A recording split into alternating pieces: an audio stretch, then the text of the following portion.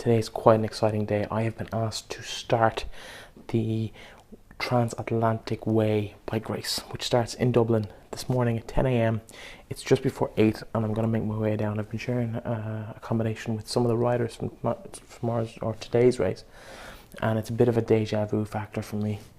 Waking up with a bike fully laden down. I haven't done that in nearly a year, which is quite weird. It's not my bike on this occasion though. It belongs to Ciaran, who as well has been one of the organisers of the race, is actually competing and hopes to do quite well. I'm not going to curse him by saying that he hopes to win the race, but he hopes to do quite well in the race. It's 2,400 kilometres from Dublin up to Derry, Mallinhead, right down the Wild Atlantic Way and finishing up in Cork. And some of these people are planning on doing that in about 5 or 6 days. That's pretty impressive. Anyway, gotta get off to the start. Let's see what it looks like.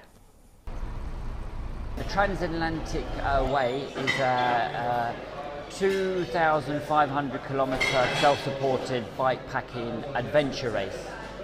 It starts in Dublin, and the riders have to make their own route up to Derry, which is the first checkpoint, and it's the beginning of a stylised road that the Irish Tourism Board sort of put into effect. I think it was about 2 or 3 years ago, wasn't it? The Wild Atlantic Way. So once we pick up the Wild Atlantic Way in Derry, we stick to that route as a designated route, and that goes in and out of every single little peninsula that the west coast of Ireland's got to offer, all the way to Cristel, which is the second checkpoint and the end of the Wild Atlantic Way, and then the cyclists have got to cycle to Breifne Castle at the finish. The race is actually really sort of like the cherry on the top of a big cake. You can't just do something like this on a whim. You can't just think, oh, do you know what, I'm going to enter the Transatlantic Way and see how I get on. You wouldn't last 2 days. This is something that most of the people that are riding now have put months and months of preparation and training into it. It's definitely people that are up for adventure. They definitely want an adventure in their life. Because I'm really curious about the scenery. I think it must be really beautiful, and how empty it will be. And it's actually that just made me really curious, and I wanted to join him, for he first said he was going to go, and so I also decided to participate. So you didn't trust him on his own in Ireland? No. Well, I've been following the kind of Transcontinental and Trans kind of races the last few years, and the minute I saw that there was one kind of in home turf kind of in Ireland, I was like, oh, I've got to do it. So it's kind of, we did I've done touring and I've done 24-hour races and stuff like that before, but I was never anything at this scale. So I figured I wanted a challenge, so that was kind of it. We've got them coming from Italy, Germany, France, Slovakia, Czech Republic. We've got a guy who flew all the way from Singapore. Angie Tan has come all the way from Los Angeles in America. We've got a couple of Irish lads and 4 or 5 English, so a bit of a mixed bunch. The amount of different countries and stuff that are in the race is it's cool meeting that many different nationalities, which is nice as well for a race in Ireland like this to get to draw so many people from all over the world. So it's it's good. I like it. Well, the big thing is that we're allowed to share equipment, and also we're allowed to draft, so we can actually team up and make sure that if there's like massive headwinds, we can shield each other, make sure we progress faster.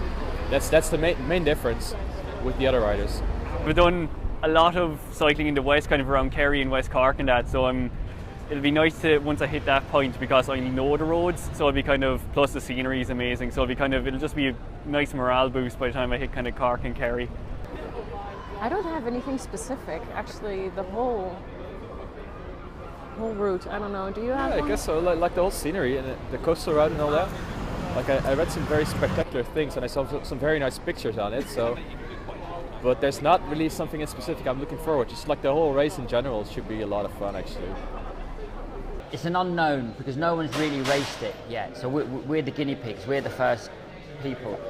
I think one of the Irish lads in Irish Audax, which is the long distance Irish Cycling Association, so they know the roads in Ireland, and he said it's like this, Adrian. He said you do 300 kilometres a day, but that 300 kilometres will feel like 400. So anything between 300 and 400 kilometres a day. So what you're looking at there, then you're looking at a good 5, 6.5, 7 days. We're actually thinking about a day or 12, 13, doing 200 Ks a day. Ideally, I'd love to do it in about 9 days. So one, the 2014 Round the World race. So he's going to start us off. And just before he starts us off... On your marks, get set, go! Eelco and Cristel, set them up! One of my friends, Ciaran, said that his mum said he must be mad to do something like this. And Ciaran said it's the other way around. He says the people that sit in an office all day long, they're the mad ones.